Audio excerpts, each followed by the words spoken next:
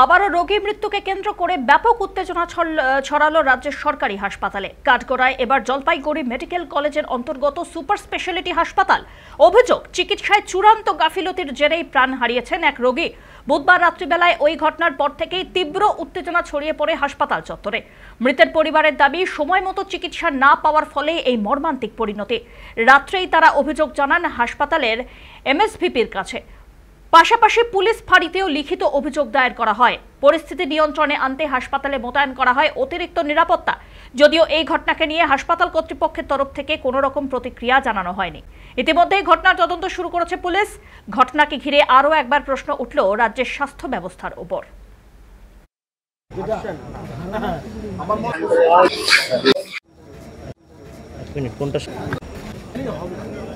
তো এখানকার সবাই দেখছে যে আমি হাঁটাহাঁটি নিয়ে গেছি, তো ওখান থেকে প্রেসক্রিপশন দিল যে উপরে নিয়ে যাও, পাঁচতলায় নিয়ে যাওয়ার পরে ওখানকার একটা মেল ওয়ার্ড বয় তোমার একটা ইঞ্জেকশন দিচ্ছিল, ঠিক আছে। ওই ইঞ্জেকশন দেওয়ার পরে পাটা হয়ে যায় আমার বাবার অবশ। তো আমি যাই যে ওখানকার যে হেড নার্স হয়, ওই হেড নার্সকে বলা হলো, হেড নার্স তখন কোনো কিছু করলো না। তার কিছুক্ষণ পর যখন কথা বলার একদম বন্ধ হলো, তখন বলার পর তার কিছুক্ষণ মনে করো 1-1.5 ঘন্টা পর ডাক্তারবাবু আসলো।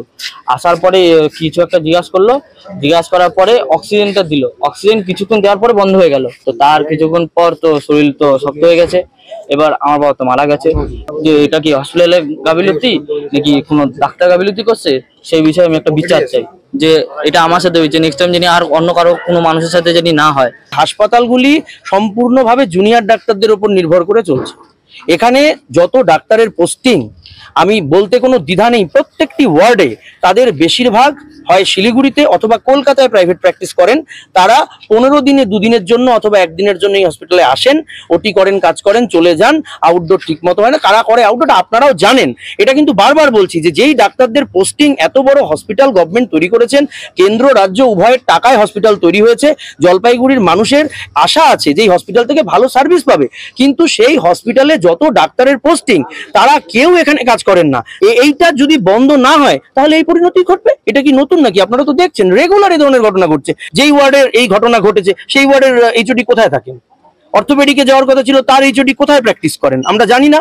মেডিসিনের এইচওডি কদিন এখানে আসেন আমরা জানি না। আমি তো বাই নেম বলছি, গাইনির এইচওডি কদিন আসেন এখানে আমরা জানি না, কেউ পাবেন না। তো এই জন্যই এটা হচ্ছে বলে মনে হচ্ছে। জুনিয়র ডাক্তার হয়তো সিদ্ধান্তহীনতায় ভুল টুল কিছু দিয়ে থাকতে পারেন, আমি বলতে পারবো না, তদন্ত করা দরকার। কিন্তু এটা তো ঠিক যে মানুষটা তো আর ফিরে আসবে না।